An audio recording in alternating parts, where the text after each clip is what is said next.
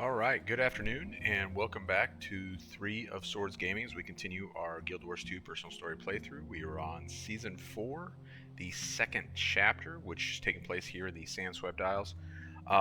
So, the last few days, the weekend and whatnot, holiday weekend here in the United States, did not go the way I expected. That doesn't mean it didn't go well. In fact, it did go well, but I did not have the time that I expected. So now we're trying to catch up a little bit um, and continue our playthrough. What in the ever-loving hell is going on here? All right, so that means that I got some catching up to do so that we can continue to advance forward. So we're going to try and get a little bit of that knocked out tonight. Now, before I do that, there is one thing that I do, in fact, want to do, and that is that for a while I've been having some of these gems hang out. I can't even remember why I initially acquired them. I think there was an outfit that I was considering getting for the story playthrough, and then I didn't, or something like that. Whatever the circumstances were, we got some gems hanging out here, and there's actually something for sale right now, on sale, I should say, that I consider to be useful. Are you kidding me? Um, that I like to, let's move. Something that I find to be valuable to an account. Now, this isn't something that I add to every account. I don't know that I consider it to be that valuable, but for an account that we're using this much, considering this is the primary account that I'm streaming and recording on, this may come in handy.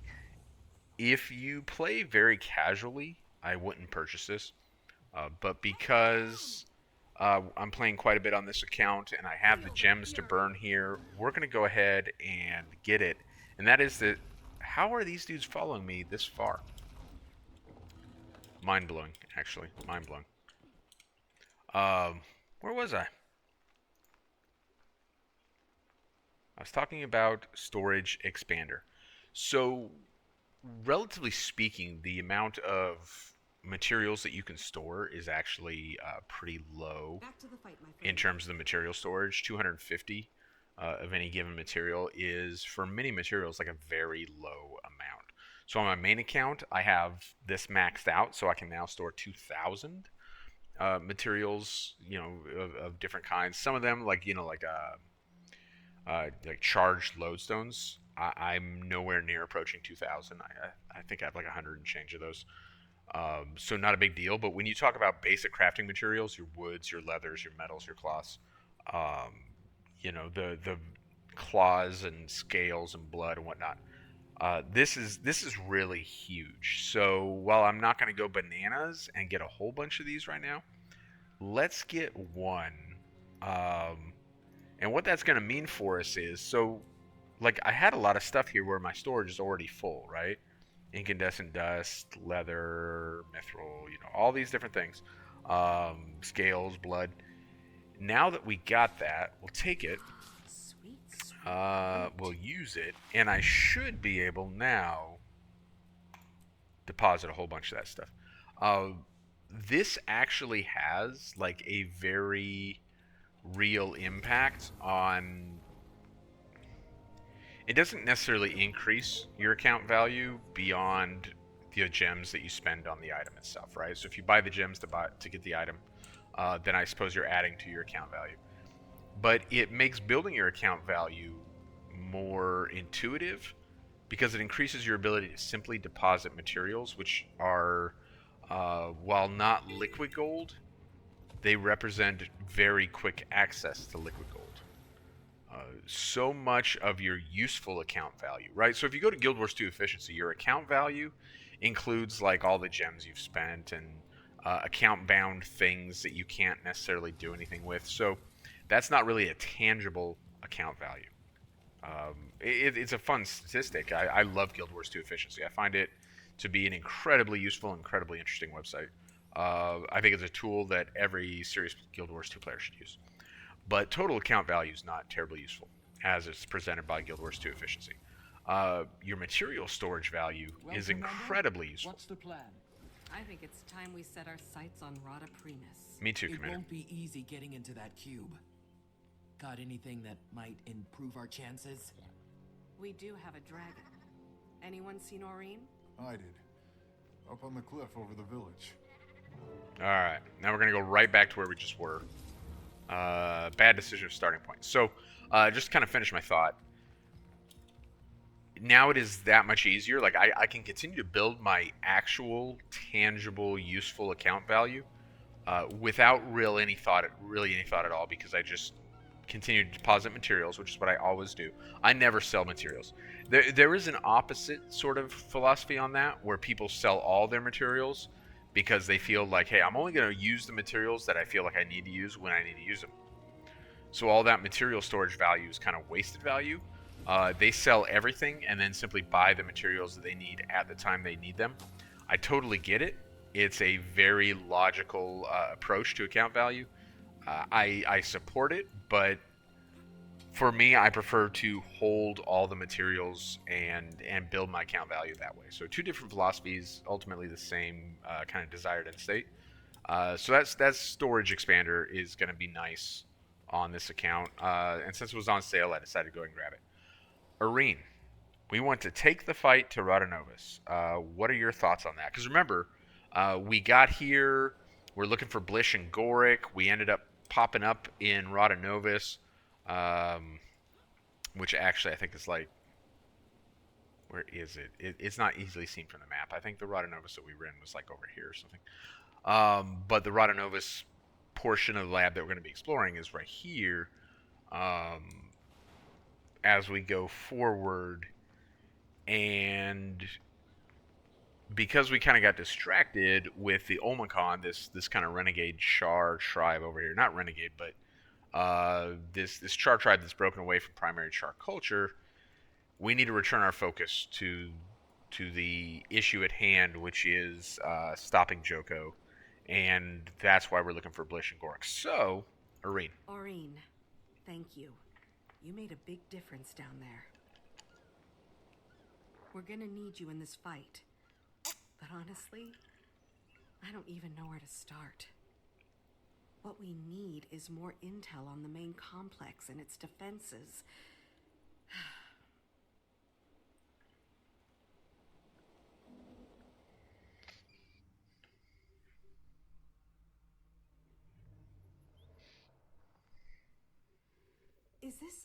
Is this what you're seeing right now?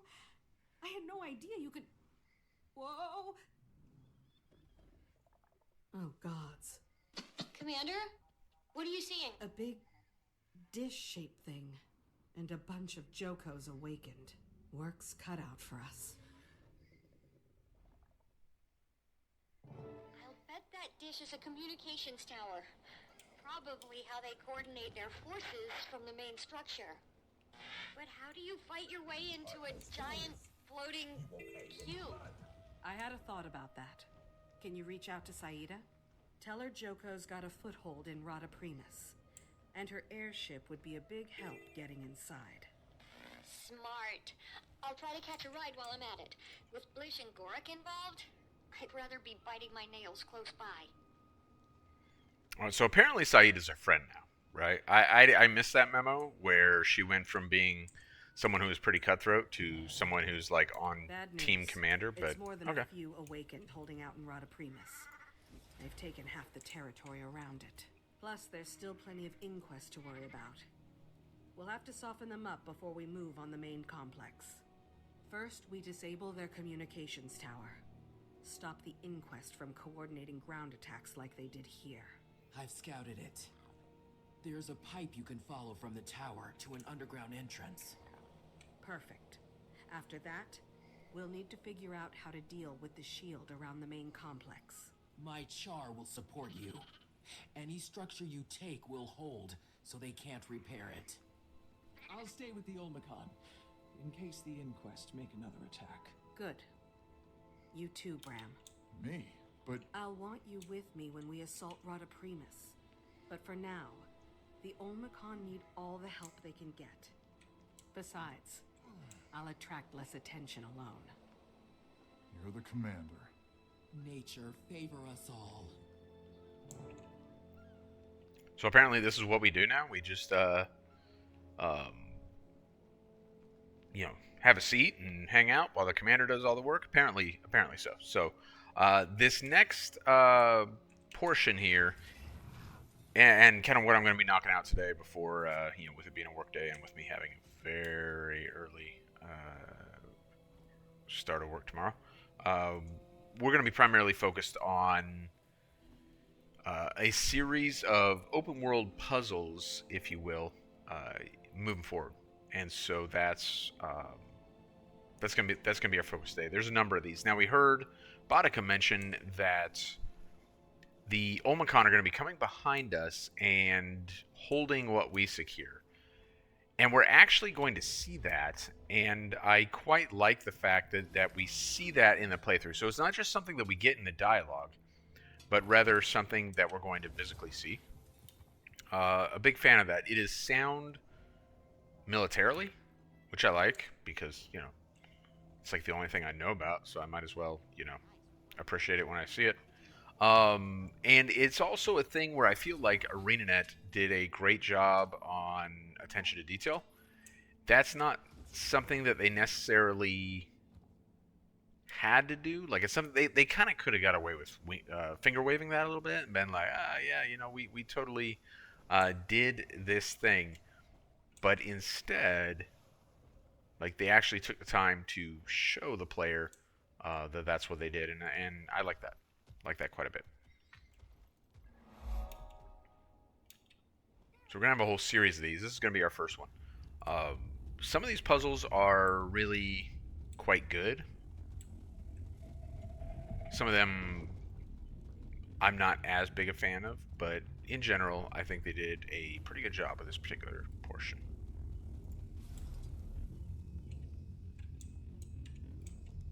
So the idea here, remember in Season 3, when we're throwing the Bloodstone shards at the sensors on the ground, and it affects the sensor that we throw at, and then the sensor on the left and the sensor on the right, and we either want all the sensors on or all the sensors off in order to create an effect, right? The security buttons in this particular puzzle work the exact same way. So right now we see the two of them are on, one is off. And because someone just came ahead of me, they showed us the solution. This one, of course, is very easy. With all three of them on, now we've gained access. They do get progressively more difficult over here. Turn them all off. And then because there's nothing to the side of the ones on the edge, we can utilize the ones on the edge to create the effect we want. Imagine communications technology enhanced by the unique hive mind abilities of Kralkatorik's minions. Replenishing. What? They're hive mind? I wonder if that ability is something Kralkatorik absorbed after Mordremoth's death. Some piece of its magical nature? I don't know. I'd actually forgotten about that dialogue. That is interesting.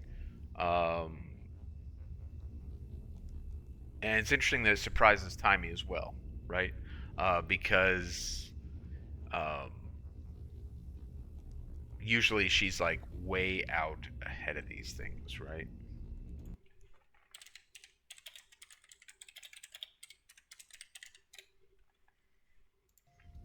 So this one, I genuinely don't remember the solution for this one, and I feel like I'm going to get it wrong. There is an achievement, which actually you don't see up here, because I got it on the 0 to 0 playthrough. So whatever. Why do we care then? We already got the achievement. We'll figure this out.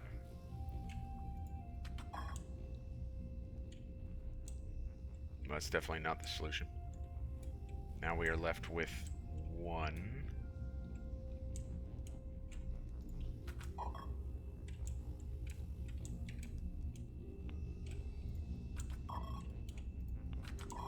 There. That wasn't the most efficient way to get there, but we got there. Now this is interesting. Or finance.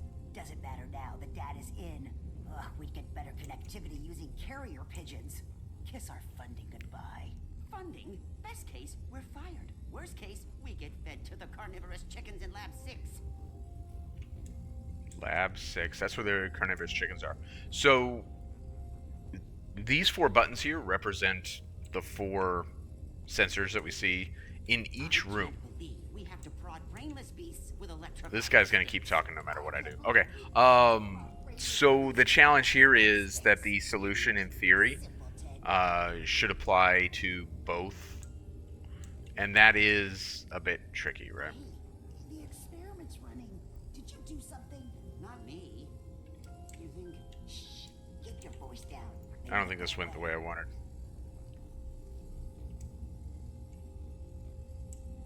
Yeah, see, so we got one side here, but the other side is definitely not I hate working what we wanted. Always flying into walls, smashing glassware. Leaving bloodstains after decommissioning. Precisely.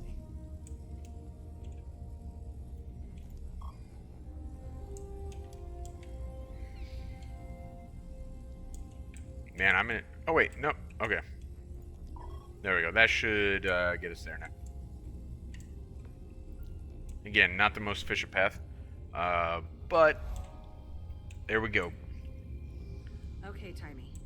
I found the control panel. Before you shut it down, maybe we should check if they logged Gorik's distress call. Alright. Gorrik, anything? If you can hear me, Brother and I are trapped in lab, main complex. Won't be long. The awakened find us. We're get their hands on the... Where is everyone? Honestly, I'm beginning... You're all ignoring me. I'm sorry. Just, please. Hear me? Send help. That's Gorrik. Still weird.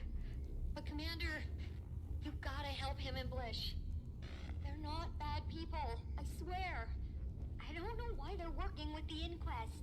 I'll do what I can, Timey. I promise. You know, the commander has like an incredible habit of making promises that they may or may not be able to keep. Like, it's a very commander attribute. So what do we get here from Gorrik? Well, he's in a state of crisis, which is kind of a more serious situation than what we previously understood. We previously understood that maybe Gorik's not in an optimal situation. Timey seems to feel that Gorrik and Blish are in over their heads as members of the inquest, but now, like, it sounds like Gorrik and Blish may in fact be in imminent danger. And then we hear Gorrik say, "Won't be long. Static. The Awakened find us, or worse, get their hands on Static." So they're really setting the table here for, I think, probably, generally when people play through this, they kind of already get a pretty good idea of what this is working towards, because we've heard plenty of foreshadowing on it. But they're really setting the table here for the situation to get worse in terms of Tyria in general, right? So let's set the power level to 1,000. That seems to be, if we want to disable this dish, right? Setting it to 1,000. Now, it is a mystery. Why would the Inquest, being relatively smart, little Asura, make it possible to set the power level to the dish at 1,000 when that could, in fact, cause damage to the equipment? I don't know, but it is at the same time a very Inquest thing to do, so there we go. Apparently that's the impact of power level 1,000. Let's get out of here.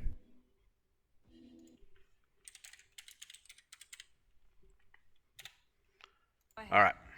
Commander, Saida here. We're still a ways out, but we've got our first look at Rada Primus off the port back. You don't sound thrilled. I prefer to fight with an unfair advantage. This doesn't look to be one of those fights. The central part's rigged with some kind of shield linked to 3 other structures. They're west, south, and southeast from the cube. Probably where they house the shield generators. Long as that shield's up, I won't be able to get my ship anywhere close. Understood. I'll take care of it. Commander out. All right, so our responsibility now has shifted a little bit, right? Going from disable the dish, which is what we just succeeded at. So now we also need to disable the shields for Saida to be able to help us. So thereby comes 3 more of our puzzles, right? I actually got a setting that I want to change real fast. Let's see here. That's not settings. No wonder I'm bad at this game. Audio. I don't want to do that. Okay. Let's look at where we're headed. Alright, we got 1 nearby, and then 2 more slight distance away. And as I recall, we're seeking to get to the, what is essentially like the ground level here.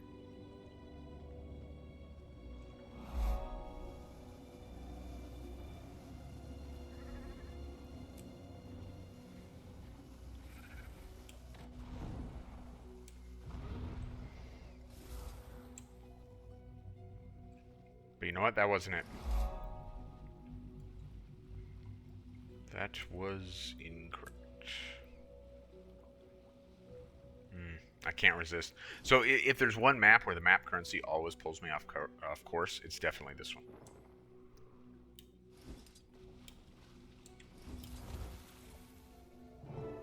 There we go. Ah, yeah, this one. Rumors of invading forces in the area are false.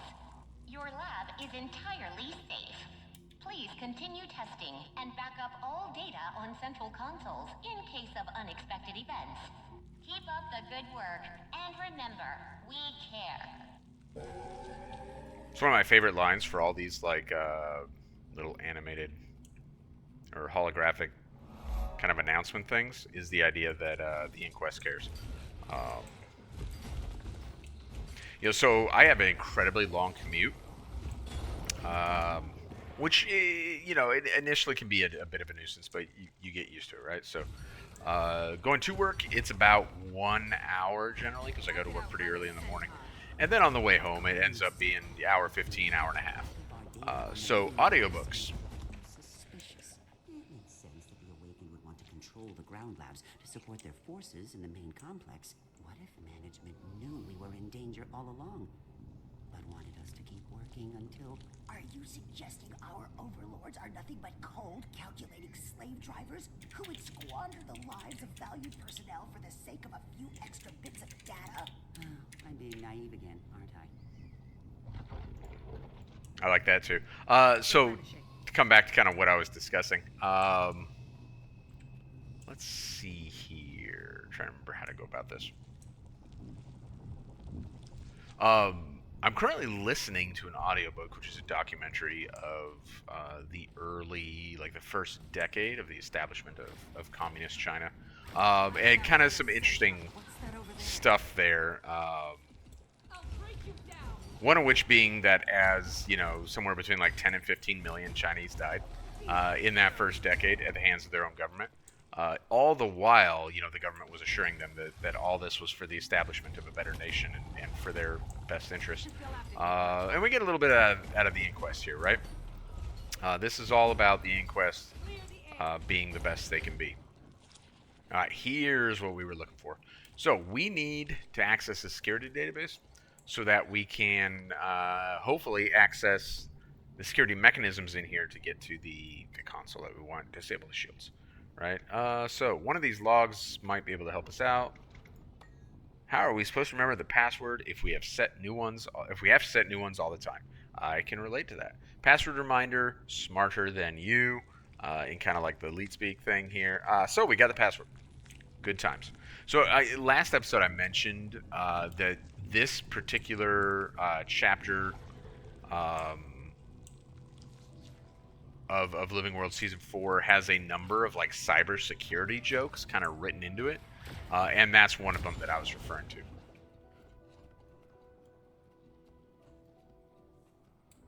Alright, now we got the password, we should, once we get through this whole mess of Awakened here, be able to access the controller here. Alright, good times.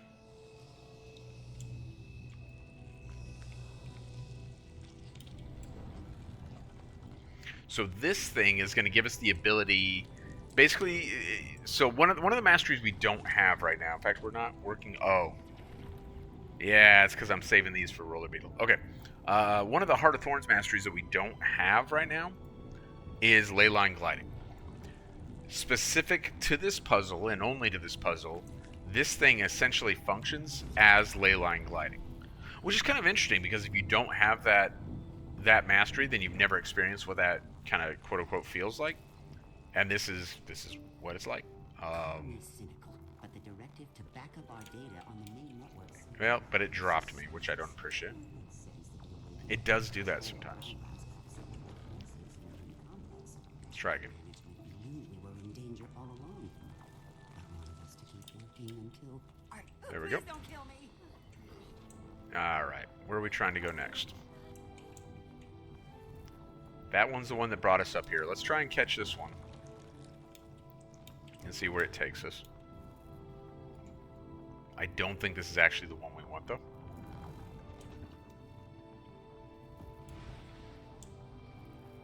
Yeah, see, this will ultimately be the one we want, because we need to get inside there.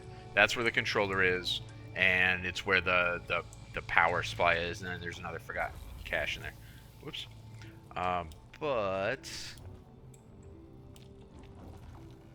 there's a third one. There we go.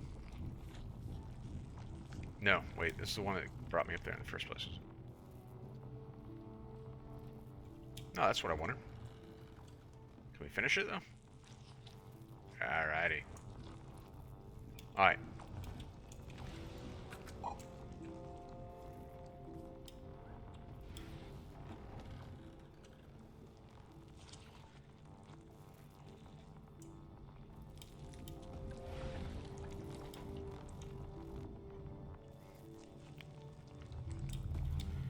Not gonna lie, two of these puzzles I'm kind of weak at. This being one of them, and the other one, well, will be coming here in a minute.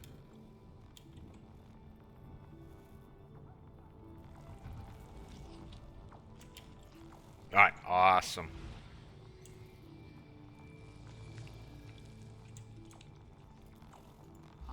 We actually don't need that. Unless we want to close the door again. There we go. Screw you guys.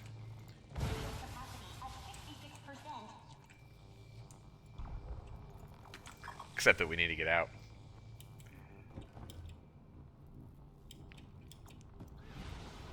Alright, so this will give us a chance to look at, except that I'm not in the room I want to be in. There we go. This will give us a chance to look at the Omicron. Kind of defending our path out, which is what I was talking about earlier. So this little thing, right? I don't know why they're not fighting this guy. Come on, do your jobs, Omicron.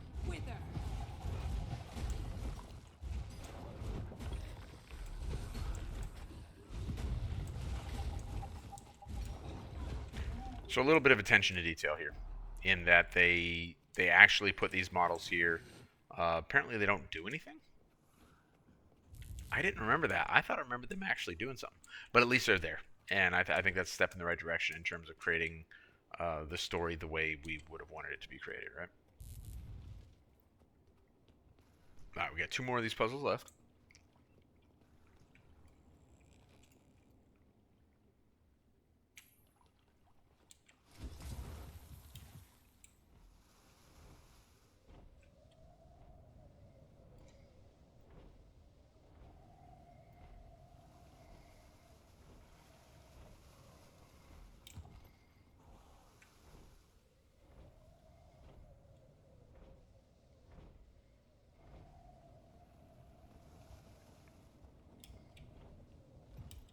So we see this little portal here. Kind of an interesting thing they did at least twice in Season 4. They don't do, like, all the time, or necessarily, like, everywhere. But they do it a couple times in this season, and they did modify an event in the core game to do something similar, which is that they put these little portals in here which can lead you from different places in the map to the map meta event. So Specimen Chamber's happening right now. We could go there through this. We're not going to. I have absolutely no desire to do that right now. But it is a cool thing, right? The next map? Yeah, it's the next map. is going to give us something similar, where you can get to the meta event with a portal that is by the primary waypoint for the entire map. The next map kind of has a central waypoint that kind of is this, the center of gravity for everything. All right. Ah, yes, this one. 87 days have elapsed with no reported lab accidents or security issues. The administration congratulates you on putting safety first. As always, direct any safety issues or I emergencies. don't have enough energy. Keep up the good work, and remember, we care. So that was kind of fun because it counts the number of days since a safety incident, which of course some workplaces do. The military does that as well. So like when I was in the 82nd Airborne, if the entire division made it 82 days without an alcohol-related incident, which admittedly is like a huge ask of the 82nd Airborne Division. I don't think it ever happened when I was there, but if they make it 82 days without an alcohol-related incident, then the troops get an extra day off, like a 4-day weekend or whatever. Again, I don't recall it ever happening, though. And why would it? Because, soldiers are stupid. Okay. We need to... Let's see, where's that thing facing right now? It's facing us. Do we want it facing us? We do not. Alright. So now it's shot the exit portal over here. So that's the exit. Where's the entry going to be? Reset entrance portal means it's going to like swing it around and shoot it over here. So now we can go and trip the second door control. Then, let's see, turn once, shoot entrance portal. That's not actually going to help us because the only entrance portal, there are only 2 entrance portals that are really useful for us. And that would be if it was here, which we could do by hitting this twice, or if it's right there where we can glide down, run back up there, and enter again. But the other thing this does is it turns once. Remember, this thing over here turns it twice, or resets it to there. So by turning it once, now it's facing there. Well, that entrance portal doesn't help me. But because it's facing that way,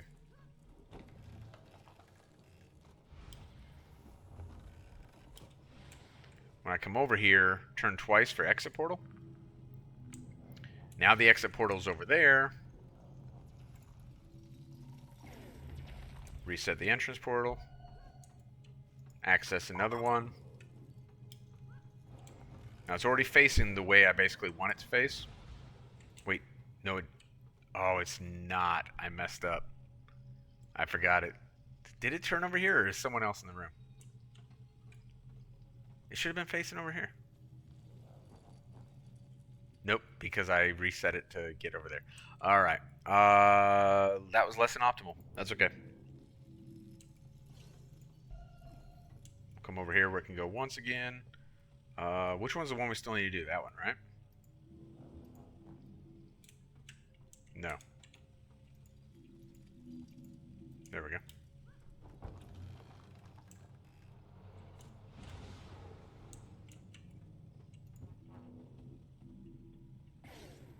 Alright, we got the last one. Again, not the most efficient. Thus far I've done nothing the most efficient. But we got what we need, which is all 4 doors open. Or all 4 buttons pushed, I should say, to open up the door.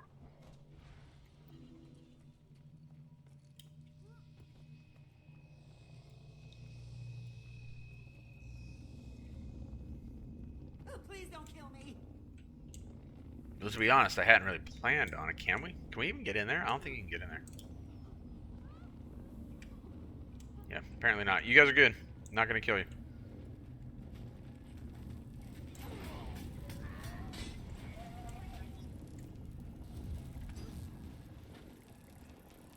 Huh, this is the first for me. I'd never seen AFK farmers inside the puzzle before. It's really clever, though, because it drastically reduces the likelihood that they're going to get reported. It's going to drastically reduce their loot as well, because there's just the 2 or 3 that spawn in here. But they their respawn time is remarkably short. Do they drop loot? I'm not even sure the guys in this puzzle drop loot. This is a really weird play on the part of these AFK farmers.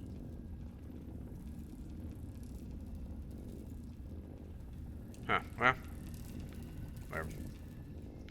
I mean, this map is riddled with them. Season 4 in general is riddled with them, so what are you going to do? Capacity at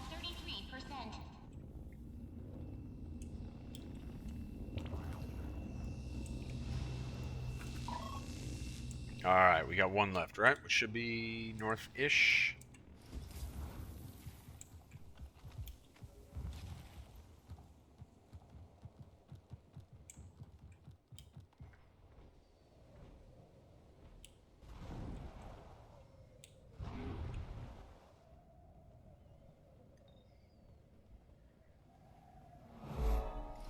Greetings, Lab Alpha 22. The administration is pleased with your findings. The ability of Kralkatorik's lieutenants to brand the dead suggests many promising applications. Keep up the good work, and remember, we care. Branding the dead? Sounds like Zaitan. More evidence of new abilities after absorbing dragon magic. I thought we'd established that as fact, Timey. Like, I thought that was a foregone conclusion after the, Bitterfrost Frontier thing. Like, thought we accepted that. Apparently not, though.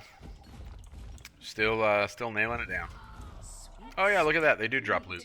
Alright, well. Thus the AFK farmers, I guess. So I was thinking the other day, actually it was like a week and a half, 2 weeks ago, about the AFK farming thing, right? So with the recent, spring roadmap, and to be clear, I haven't mentioned it in enough videos, I find it disgusting.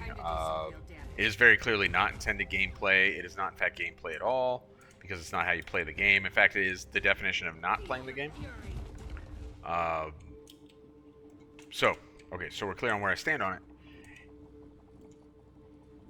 They announced that one of their upcoming projects would be, an overhaul to the core loot system, which I thought was, a really weird thing for them to do. It's like, well, is it the core loot system that needed an overhaul? I couldn't figure out why that was something they were so interested in. It sounds good to the average player, because the average player might say to themselves, oh, thus we are getting more loot, or the game's going to be more rewarding in some way to play. Because like Pavlov's dogs, we really just want... actually, it wasn't Pavlov's dogs. Skinner. Was it Skinner who did the experiment with the rewards and stuff? Pavlov was the conditioning. Anyway, like a Skinner box, we really just need some material reward. We need to be given the impression that we are getting something for our gameplay, even if it's not something that's actually tangible in any way or anything like that, right? So to players, that's immediately going to sound good, an overhaul of the loot system. I don't think that overhaul has anything to do with it being more rewarding. More intuitive, maybe, and that wouldn't hurt anything either. I mean, the unidentified, what was it, unidentified gear or whatever it is? No! Oh my gosh. Isn't the worst thing in the world. I don't know if it's the best thing in the world either. I don't love it, but it works fine. So what is it that they're going to do or going to change, I wonder? And I can't help but wonder if they're trying to alter the loot system to address AFK farming without banning a whole bunch of players so they don't want to ban. Nicely done, Commander. You go ahead. And just in time, we're making our approach. Perfect. I'll meet you at the Olmecon village. We'll want their help to make our move on Rada Primus. Permission to board. Granted. Alright, we got all our puzzles done. So, yeah, if I bought ArenaNet, I would 100% make AFK farming bannable. I consider it the same as cheating in World vs. World or PvP, which are also things that they need to do a better job of managing and addressing. But I don't think they want to do that because I don't consider the the rules, so to speak, the user agreement on that being ambiguous. Apparently the general consensus is that it is ambiguous. And so if they go and ban hundreds of players, many of whom are, and I genuinely don't get this, many of whom are like mastery level 455. So presumably players that have played quite extensively. Again, like, why, if you've played that much, do you need to like farm while you sit on the toilet or shoot heroin or whatever it is these idiots are doing? It's completely lost on me. But I assume the studio does not, in fact, want to ban those people or really exercise any sort of quote-unquote like disciplinary authority over that at all. I think they're terrified of losing those players. They're terrified of another Mount Gate type situation where players are, some players think something's good and some players think something's bad, and not only are the players like all seem to be pitted against the studio, but they're pitted against each other as well. I think ArenaNet desperately wants to avoid that. I would do it anyway, but it's easy to spend other people's money, right? So I don't have to worry about it. Time to do some real damage. If they can alter the loot system in a way where AFK farming no longer works or is not profitable, or not significantly profitable, then most people will stop doing it. I have a sneaking suspicion that the loot overhaul actually is designed to promote active gameplay and not just about making the loot system feel good for every single player. Because while it's not perfect, you get loot when you do things. I think the loot system is already fine. I do expect to see reward tracks. I think part of what they're going to do is reward tracks for like open world in general. And I suppose that could go towards, that could contribute to the ability to address the AFK farming thing. So maybe all that's kind of tied together. There's my bold prediction on what the future holds for Guild Wars 2. They did make it clear in that spring update that it's probably still a long ways away. So it may be a year or two before we see it, but there's my prediction. Reward tracks throughout the entire game in an effort to mitigate AFK farming. It would also allow players to be very specific about the loot they want. They could pursue specific loot and not feel like they have to farm one particular part of the map to get the loot they want. We'll see. I don't know. Okay, so we finished up our puzzles. We are ready to, as we see here, take the fight into Rada Novus.